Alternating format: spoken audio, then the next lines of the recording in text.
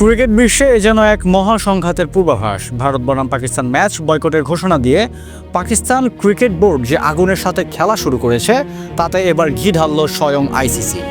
নিরাপত্তা ভেঙে এবার রীতিমতো হুঙ্কার দিয়ে নড়ে চড়ে বসেছে ক্রিকেটের সর্বোচ্চ নিয়ন্ত্রক সংস্থা।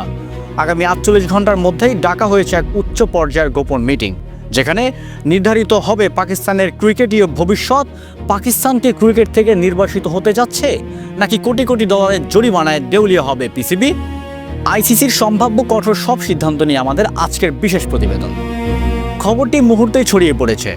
আগামী 48 ঘন্টার মধ্যে এক অতি গোপনীয় কিন্তু উচ্চ পর্যায়ের মিটিং ডেকেছে আইসিসি।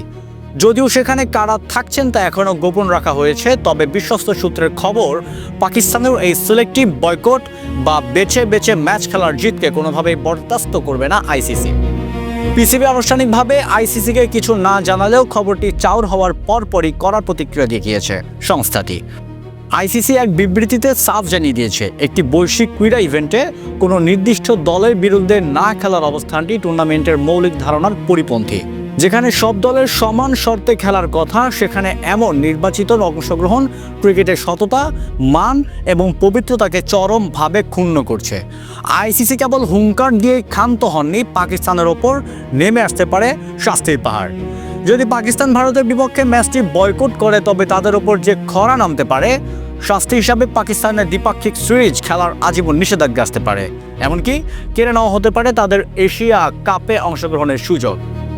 সবচেয়ে বড় আঘাত আসতে পারে পাকিস্তানের ফ্র্যাঞ্চাইজি লিগ পিএলএসে। আইসিসি যদি বিদেশি খেলোয়াড়দের এনওসি প্রধান বন্ধ করে দেয়, তবে বিদেশি তারকা ছাড়াই নিষ্প্রাণ হয়ে পড়বে পিএসএল। আইসিসির বার্ষিক আয়ের অংশ হিসাবে পাকিস্তান প্রতি বছর প্রায় $34 মিলিয়ন মার্কিন ডলার পায়। নিয়ম ভঙ্গের দায়ে এই বিশাল অঙ্কের অর্থ বন্ধ করে দেওয়া হতে পারে আইসিসি, যা বন্ধ হলে পিসিবি কার্যত দেউলিয়া হয়ে পড়বে। পাকিস্তানের বয়কটের কারণে ভারতের সাথে নির্ধারিত ম্যাচের 2 পয়েন্ট সরাসরি ভারতের ঝুলিতে চলে যাবে।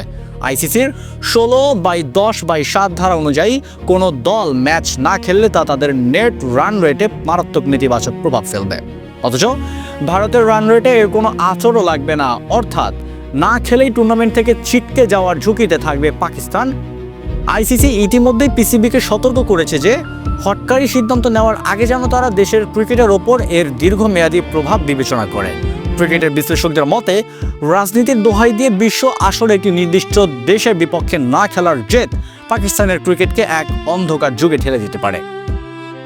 এতে পাকিস্তানের তরুণ প্রতিভাবান ক্রিকেটারদের ক্যারিয়ারও হুমকির মুখে পড়বে। আগামী 48 ঘন্টা পাকিস্তান ক্রিকেটের জন্য ডু অর ডাই সিচুয়েশন। আইসিসির মিটিং থেকে কী সিদ্ধান্ত আসে তার উপর নির্ভর করছে সালমান আগাদের ভবিষ্যৎ। পাকিস্তান কি জেদ বজায় রেখে ধ্বংসের পথে হাঁটবে, নাকি আইসিসির চাপে নতি স্বীকার করে ভারতের বিপক্ষে মাঠে নামবে?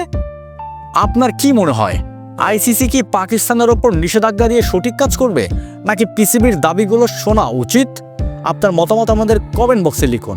তো বন্ধুরা, ক্রিকেটের সব লেটেস্ট আপডেট সবার আগে পেতে আমাদের চ্যানেল ও এসবিএন স্পোর্টস পেজটি ফলো করে আমাদের পাশেই থাকুন। ধন্যবাদ।